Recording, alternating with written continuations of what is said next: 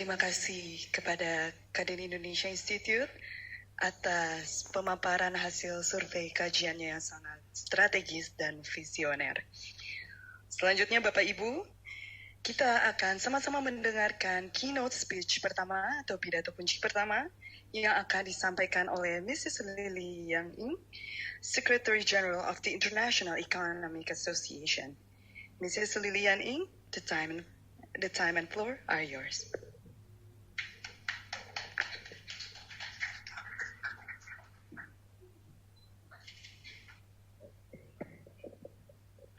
Thank you. It's really such a great pleasure to be given a chance to have discussions with the Indonesian's government officials and business representatives. Can I have my slide, please? In these sessions, I was asked by Dr. Afi Yani to discuss about ASEAN's global economic outlook and to touch a bit about the global economic outlook. Before I start, let me share with you two simple observations. First, the global economy has increased from $3 trillion in 1970 to $117 trillion in 2025. Over the last 50 years, just skip the slide at the first one, please. I'm gonna say next. Sorry. Yes, just skip at the slide at the front, please. Sorry. Let me just repeat. Let me share with you the simple observations. The first observations is that over the last 55 years, the global economy has increased from $3 trillion in 1970 to $117 trillion in 2025. This increase has been contributed largely by trade and investments, by openness. Looking ahead 50 years and beyond, economic growth will be contributed by digital and AI technologies. The core competitiveness of a country will be decided by digital and AI technologies and the reliability of energy supply. So improving digital and AI technologies and ensuring to move towards renewable energy is not an option, it is a must. The second simple observation is that in 2025, the global economy was recorded at $117 trillion, with the US the first $30 trillion, Germany, China, $19 trillion, Germany with $5 trillion, Japan, $4.3 trillion. ASEAN, the 10 ASEAN countries combined contribute $4.25 trillion. With this potential, the world sees a huge potential in ASEAN, including Indonesia, which contribute $1.4 trillion. But how investors see? They may come see what will be next. This is something that we're gonna discuss. In these first sessions, I'm gonna give you a simple illustrations. One is that over the last 50 years, the left-hand side are countries that have been experiencing decline in the share of nominal GDP. Those countries, basically G7 countries or developed countries, with the exceptions of China, the red line that has been experiencing increasing. The right-hand side are countries experiencing increasing in the nominal GDP. Those countries are emerging economies, including Korea, Indonesia, Thailand, and this kind of trend also very persistent in trade, in manufacturing value added, as well as foreign direct investments. Itu yang ngasih tahu setiap tahun kan. Dia juga ngomong sih 6 bulan ya Mbak ya. So over the next decades, regardless Republic or Democrat will be in the White House, tensions between the U.S. and China will remain the same, if not escalating. So we should prepare that the tensions between China and the U.S.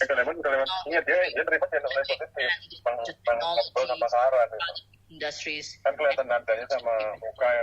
and this will be increasing coercions, sanctions, protections, and the value chains will be moving from cost-efficient value chains to more allied value chains. Next. So what we can see here that the global economy is expected to grow at 2.4% in 2026, but we need to keep in mind that the growth will be accompanied by declining real wages as well as weak purchasing power. And it's very visible both in developed countries as well as developing countries, including in Indonesia, as Dr. Aviani mentions in the beginning, that we are experiencing declining in the middle class, that Indonesia middle income class has been declining from 57 million in 2019, contributing about 24% of Indonesia's populations, declining now to 17% to Indonesia's total populations. Next. In ASEAN has been experiencing about 5% over the last 2 decades. Now ASEAN will have 4.3% in 2026. Indonesia is expected to grow at 4.8% in 2026. My personal estimations is 3.8 to 4.3%. I'm not being pessimistic, but it is very important to be realistic. Next. Let's discuss first what are the ASEAN's potential.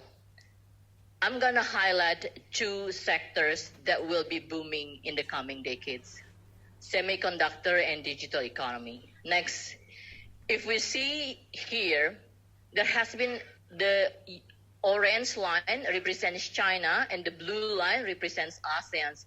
And if we can see here that there has been increasing due to the tensions, there has been declining in foreign direct investment into China, but at the same time there has been increasing foreign direct investments into ASEAN countries. And if we can see here at the right-hand side, ASEAN has been experiencing an increase about 47% increase comparing prior to the trade tensions. Unfortunately, the increase in investments coming much to Singapore, Malaysia, Thailand, Vietnam, but very much little coming to Indonesia, unfortunately. Next, and we can see here one of the potential in semiconductor.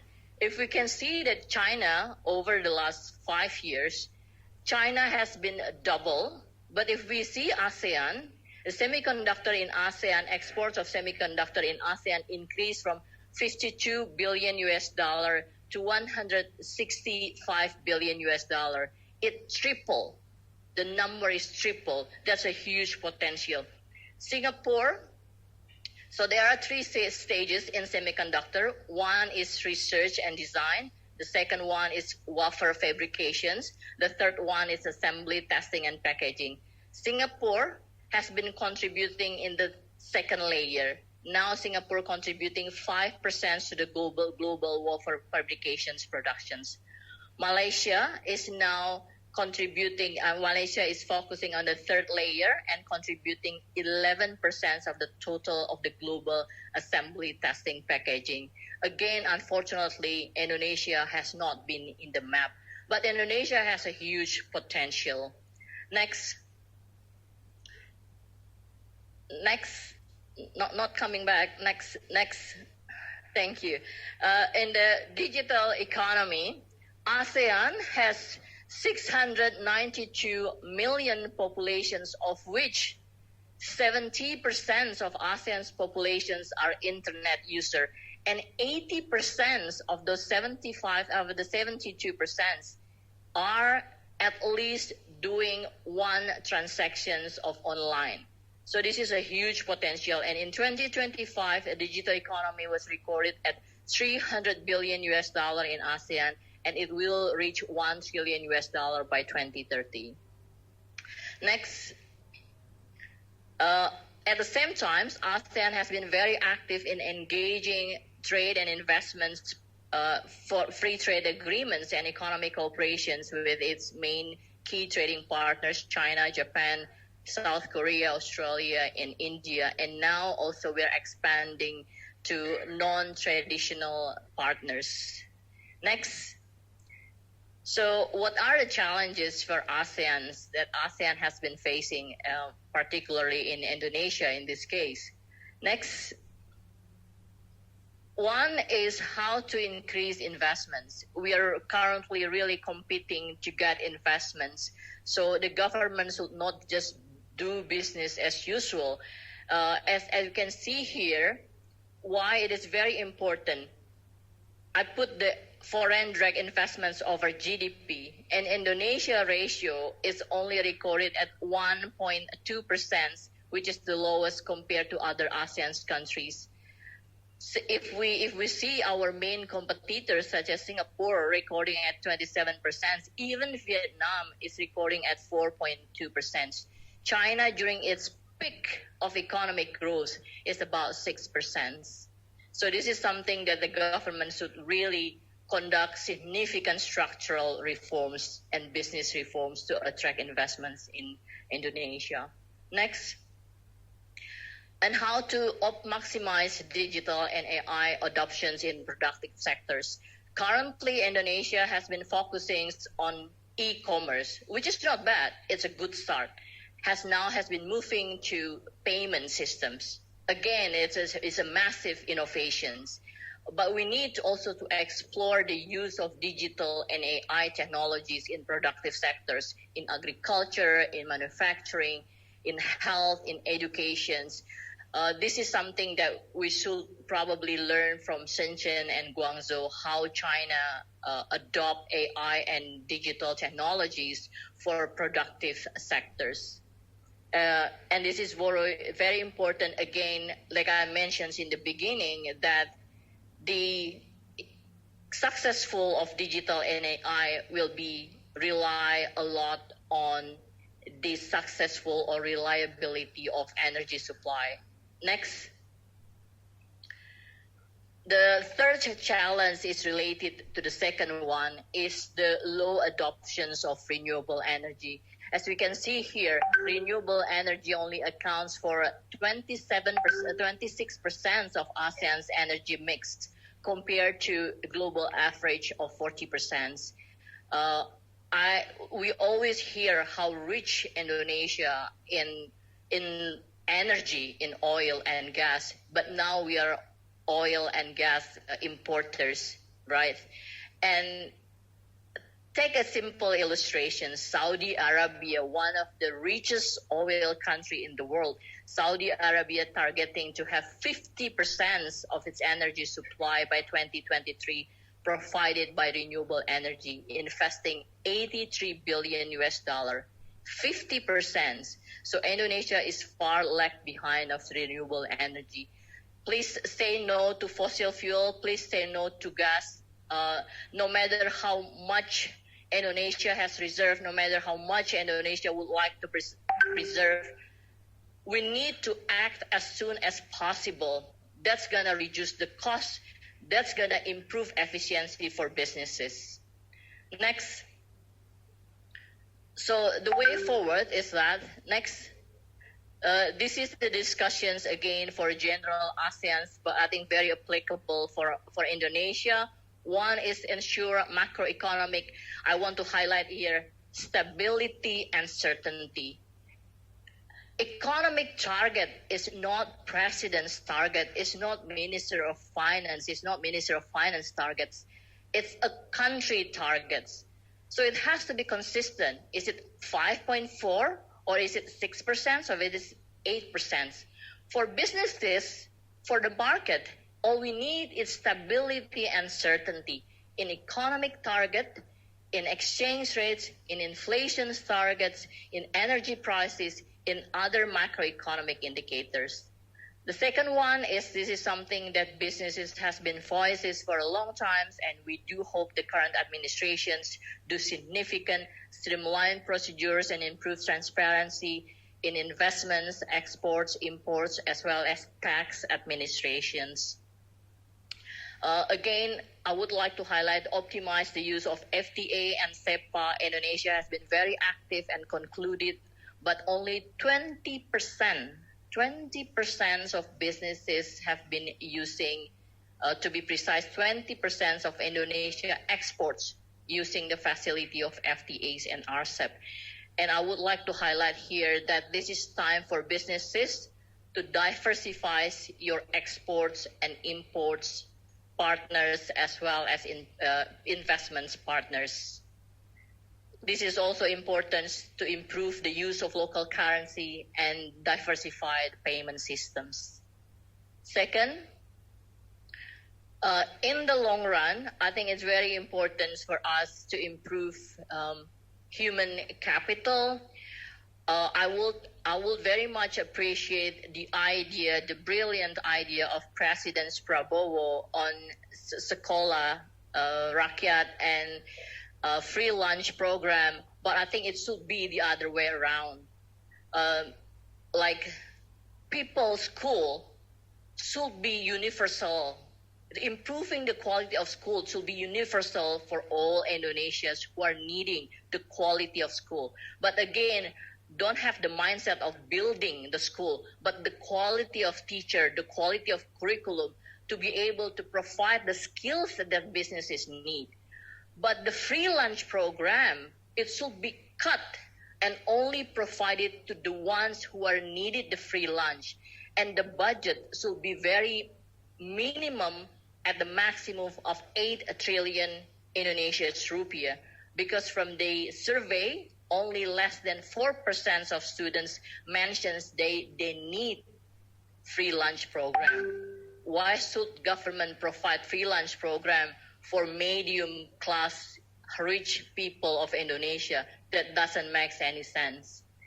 Again, develop digital infrastructure and fostering digital literacy program and improve digital innovations. And I want to highlight the green energy transitions here. Next, if you have time, next. So this is pretty much our discussions. If you have free time in your weekend, as part of my commitments to global economic community, I make all of my book free access. This is my latest book with Danny Roderick on the new global economic order, which that discuss about energy transitions, about development strategy, as well as resource financings. If I may conclude, and I want to be very specific, seeing cases in Indonesia lately, seeing government policies and regulations and learning about these changes in state-owned enterprises law, changing about, now the government is discussing about central bank law. All in all, I just would like to highlight, if Indonesia would like to have sustainable development, the government should play as the facilitator and let the private sector be the actor. Thank you.